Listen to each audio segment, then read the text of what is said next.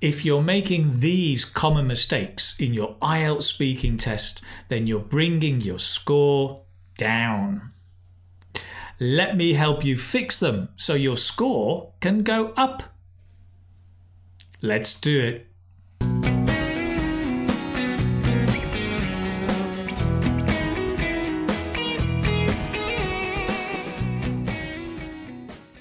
Hi, so this is Keith from the Keith Speaking Academy and English Speaking Success. Here to help you speak better English, give better answers and get a higher score on the IELTS speaking test. So listen, having taught IELTS for a number of years, right, I see students making a lot of the same mistakes, right? Now, you see, I think if you know what these mistakes are, then you will be ready to hear them and to correct them. So in this video, I'm going to be telling you 6 of the most common grammar mistakes students make when speaking. And as an added bonus at the end, I'll tell you 5 of the most common communication mistakes English students make. On top of that, I also want to share with you a super cool mobile app. It's called Woodpecker Learning. I think you're going to love it because it makes studying fun and learning deep. Some students even say it's head and shoulders above YouTube.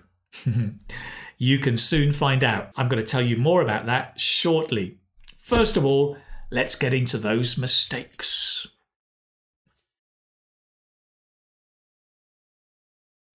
Okay, let's jump in with the first mistake. Can you spot the mistake here? I came to London to work and now I live here for 5 months. What do you think? Right, let me show you where the problem is, right? The problem is with live in the present tense. I came to London to work in the past. Yes, I live here now. But if I'm telling you how long I have lived here, you need the present perfect. What it should be is, I came to London to work and now I have lived here for 5 months. Or I've lived here for 5 months, right? So the point is, if you've got an activity that started in the past, coming to London, or living in London, it continues until now, and you're now telling how long that activity lasted, then it's the present perfect, right?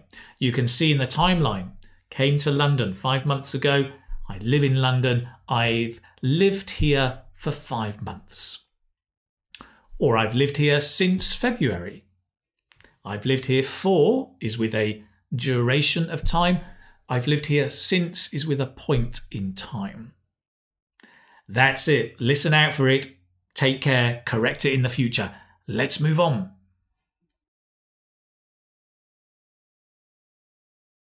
One, two, three, four. Oh, listen, do you go down to the gym? Do you like to work out?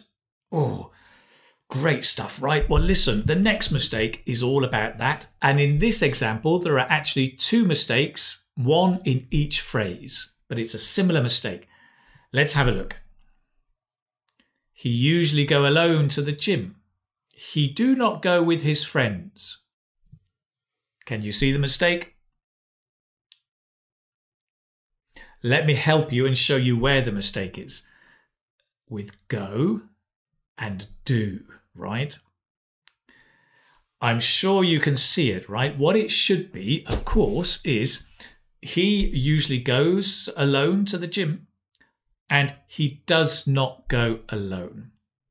So remember, the third person, that's he, she, or it, then it must take S on the verb, right? He goes to the gym. The problem often is that you know the grammar, but you forget to pronounce it. He go to the gym. It sounds right, but it's not. He goes to the gym. He works out. He goes alone. He enjoys himself.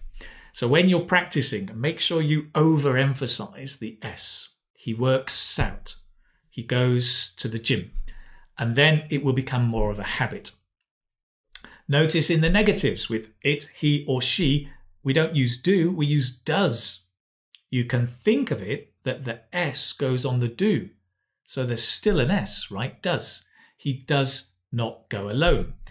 In the negative, we contract. He doesn't go alone. Can you say that?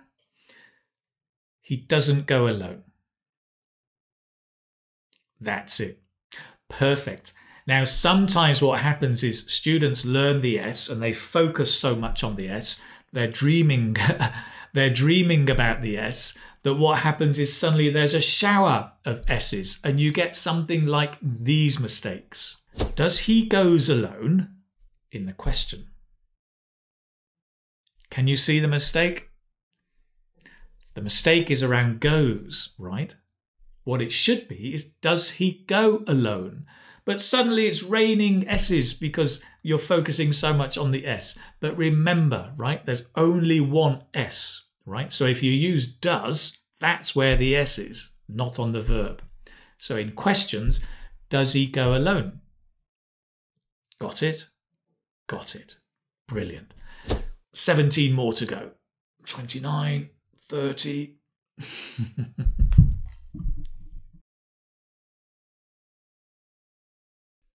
Whoa, so many things to watch. Vikings is quite good. Have you seen on Netflix? I haven't seen Bridgerton yet. Might be worth watching. What do you like on Netflix? Ah, right. Yeah, fair enough. Yeah. Well, that brings me into our next mistake. Okay, let's have a look. Again, two phrases, a mistake in each one, the same kind of mistake. Let's see if you can spot it. I'm liking this Netflix series. I'm having a big family. What's the mistake? And I can help you out. I'll show you where the mistake is. It's with liking and having. It's the tense. Of course, right? What it should be is I like this Netflix series or I have a big family. Why? Because some verbs, such as like and have, rarely take the present continuous tense. The present continuous tense is be plus the verb with the ing. I am liking, right? Normally, we don't use like with the present continuous because like is about a state rather than an action. Present continuous tense is about an action. I'm doing it now. Right? So we normally say, I like this Netflix series. Now, it's true that sometimes it does happen, right? For example, do you remember McDonald's? Ba-da-ba-ba-ba. I'm loving it. I'm loving it. Right? I'm loving the food now. It's describing an action. Like when you're watching a series and go, I'm loving this series. If you're describing the action, you can. But if it's a state, right, I like this series, we use like in the present simple. Now, there's a group of verbs that normally, not always, but normally do not go with the present continuous tense. And they include verbs like, love, prefer, hate, right, believe or know. You very rarely say, I'm knowing everything. No, because normally it's a state, right? I know everything. I understand what you're saying. I realise, want or wish.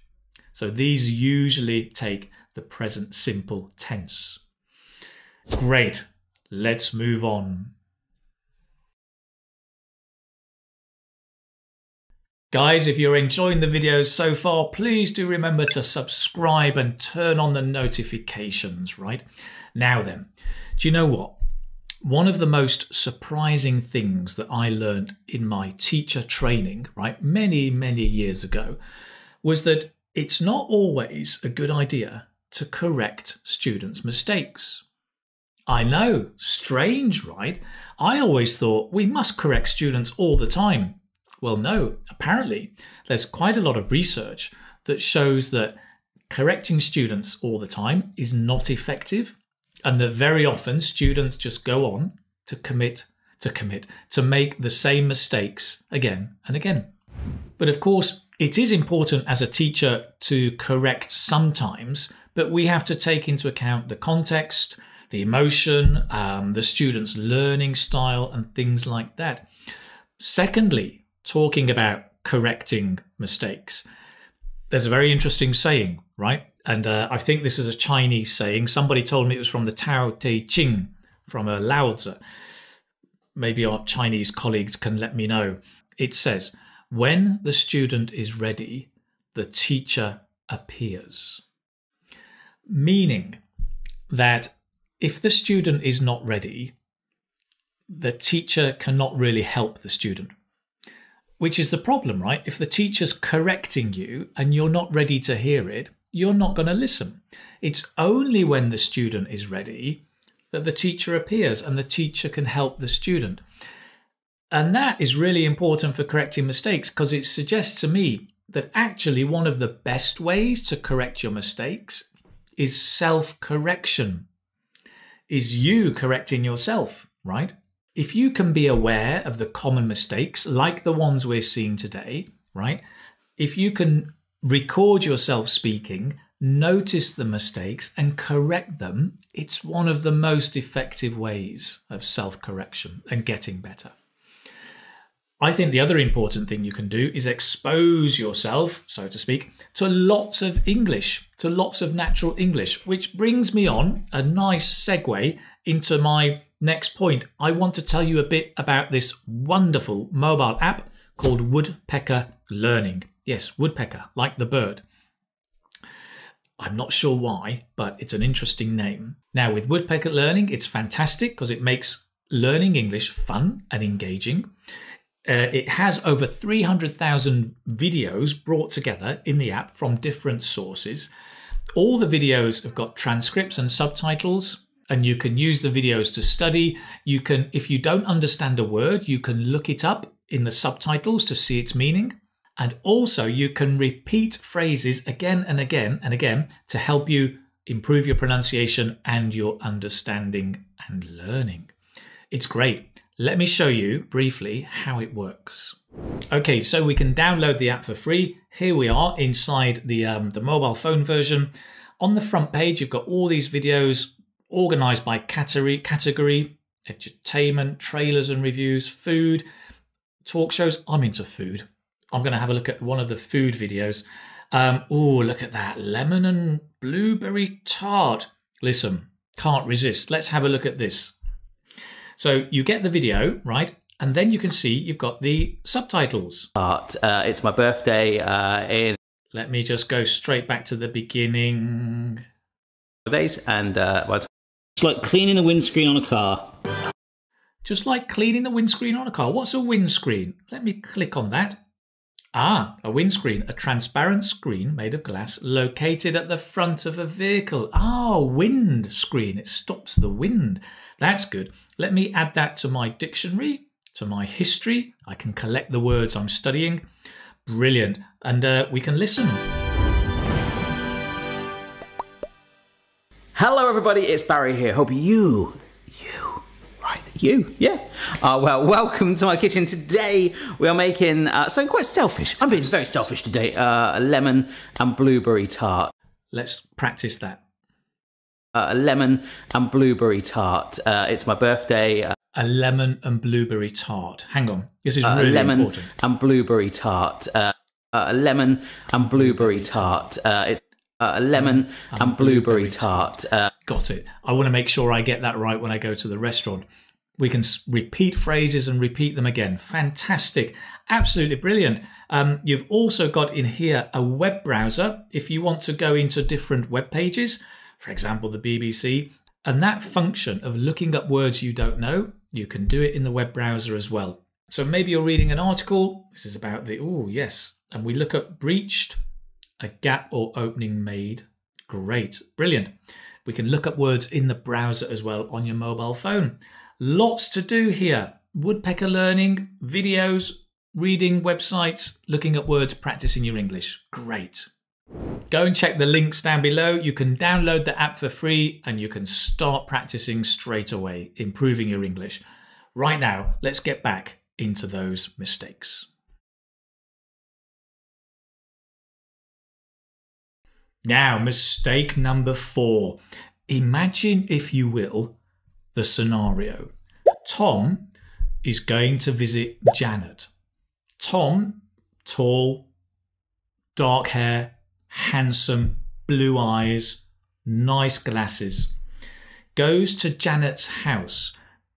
He's chasing Janet, right? He wants Janet to be his girlfriend. But Janet lives with her mother. And Tom goes to visit Janet at Janet's mother's house. And this is what happens. Tom says, "Is Janet home?" Janet's mum says, "No, I'm sorry. She has been to London." What's the mistake? Well, you may say that Tom's mistake is to try and chase a girl who lives with her mother because the mother will never allow it. But what's the grammatical mistake? Let me give you a clue. It's around the word been.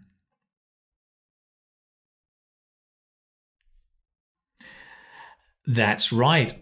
What it should be is Tom says, "Is Janet home?" Janet's mum should say, if she spoke correct English, "No, I'm sorry, she has gone to London." She's gone to London, right? So what's happening here is that with the verb to go, there are 2 past participles, right? There's been, which means she went and came back. And then there's gone, which means she went and she's still there. So if you say she's been to London, it means she went to London and she came back. That now is part of her life experience. If you say she's gone to London, she went and she's still there. So of course Janet's mother should say, "Oh no, Janet can't speak to you. She's gone to London and she's still in London," right? But of course the big problem is Janet's mother doesn't like Tom. Poor Tom. Our problem is to solve the use here of been and gone in the present perfect tense. So you can see the difference? Nice. Let's move on. Now, mistake number 5. There is a very famous poem, actually, by a man you may know called Rudyard Kipling. It's a wonderful poem and it's called If. And it goes a bit like this. If you can keep your head when all about you are losing theirs and blaming it on you, if you can trust yourself when all men doubt you, if you can wait and not be tired by waiting, if you can meet triumph, hooray, and disaster, ooh, and treat those 2 imposters just the same, right? If you can do all of this, then yours is the earth and everything that's in it. And, which is more, you'll be a man, my son. That's the short version. It's a fantastic poem. And it's all about Rudyard as a father giving advice to his son. If you can do this, everything will be great. You know, you should do that. You'd better do that. If I were you, I'd do this. Lots of advice. Parents love giving advice. Sometimes children don't like receiving it, but we still like to give it. The next mistake, see if you can spot what it is. My dad is always giving me lots of advices. I'm giving you a clue. The mistake is with the word advices. That's right. Advice is an uncountable noun. You cannot count it. Therefore, you cannot have a plural, right? It should be, my dad is always giving me lots of advice. Must be in the singular because it's uncountable. There are lots of uncountable nouns that are very, very common in IELTS speaking topics and that most students put into the plural because probably in your own language it exists in the plural, right? For example, furniture. There's lots of furniture. Lots of students say, oh, there's many furnitures in my house. And I say, no, there's not. And they say, yes, there is. There's a chair, there's a table, there's a sofa. There's many furnitures. No, there's not. No, there is. I know there is. But in English, you have to say, there is a lot of furniture. You can't count it. You can count the pieces of furniture. There's 3 pieces of furniture. But if you use the uncountable noun, must be in the singular. Similar for news, information, knowledge, research, right? Oh, I'm doing lots of researches. No, you're not. You're doing lots of research. Work. I've got lots of works to do. No, you don't. Have a rest. You've got a lot of work to do. Equipment, luggage, pollution, furniture, weather. All of these, right, are uncountable nouns. So when you hear them, that little red light comes on and you think, ah, singular. Great. Thanks, Keith. Let's move on. Hello and welcome to mistake number 6. Now, oh, hang on. Wait a minute. You look very familiar. Your face rings a bell. What's your name again? All right, and where do you live? Ah, do you like it there? Okay, and how many times have you lived there? Right, and I wonder how long time will you stay there in the future? Okay, now hang on a minute. Something strange is afoot. Something strange is happening. Not afoot like a foot, but afoot, one word. Something strange is happening. There's some strange questions there.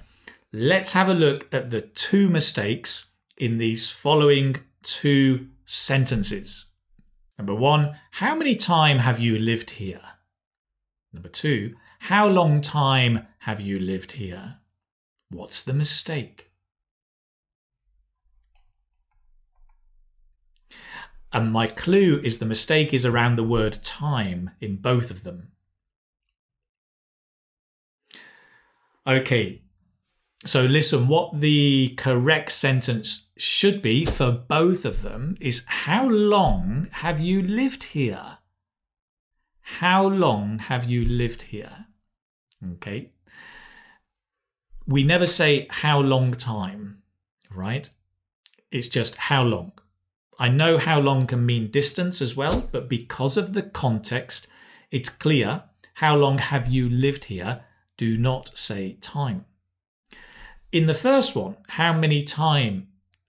Time, of course, right, is uncountable in this context. How much time?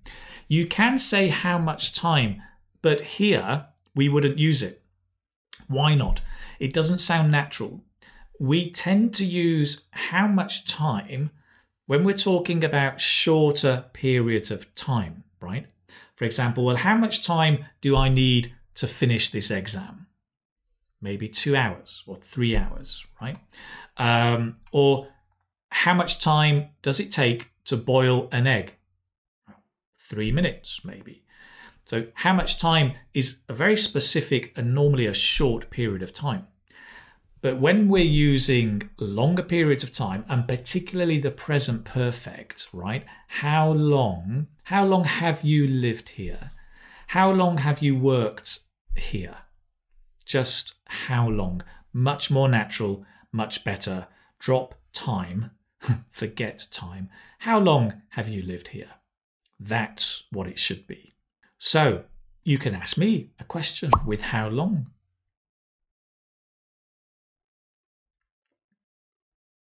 I won't answer because I can't hear you, but I'll move on to the next point.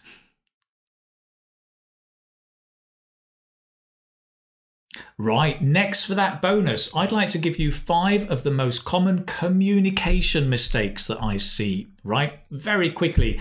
And this is communication either in an IELTS speaking test or a mock test, or with students just communicating in everyday life, maybe with colleagues or in the workplace or something like that. Okay, the first one, being afraid of mistakes, which means often trying to create perfect sentences very, very slowly. Students get nervous about mistakes. It puts pressure on them and therefore they make more mistakes. Listen, mistakes are going to happen. Accept it. When you're practicing, slow down, try and speak accurately.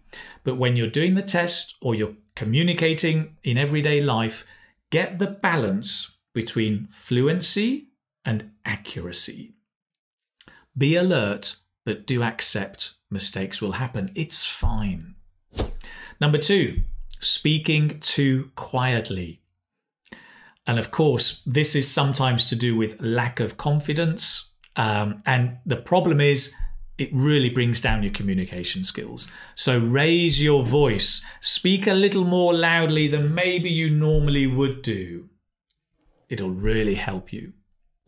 Number 3, speaking too quickly. This often happens and it shows a lack of control of pronunciation features.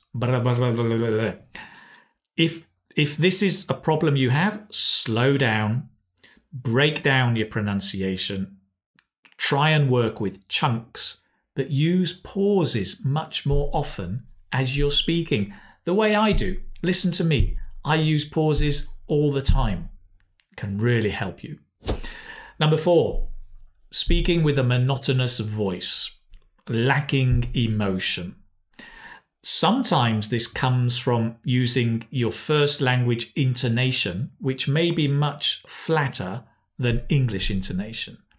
English intonation tends to be a bit la-di-dee-dee-ah-di-doo-dee-dee-dee-da. It bounces up and down. It can be quite melodic. Not as melodic as some languages. Some Latin languages, maybe Italian and Spanish, are much more melodic.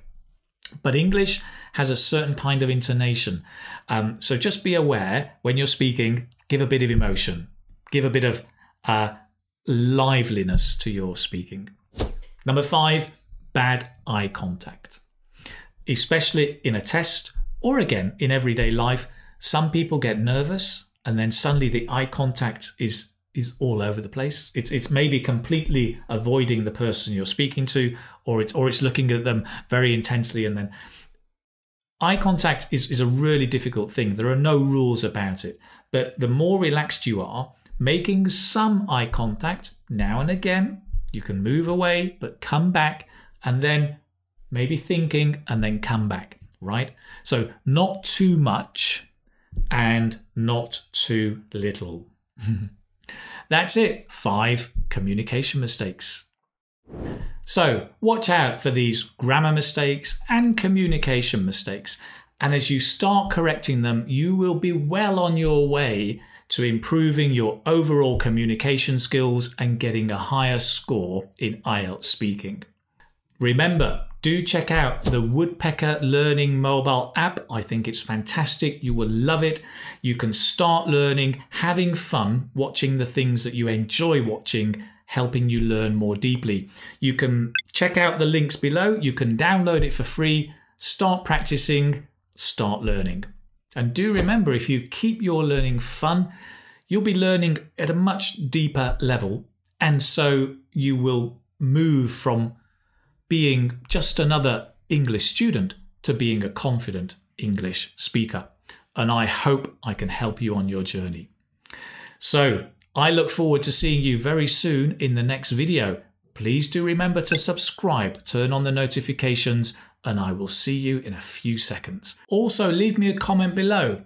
Let me know, what mistakes do you make in English, or what things do you often confuse when speaking in English? Let me know in the comments below. Great. Speak to you soon. Bye-bye.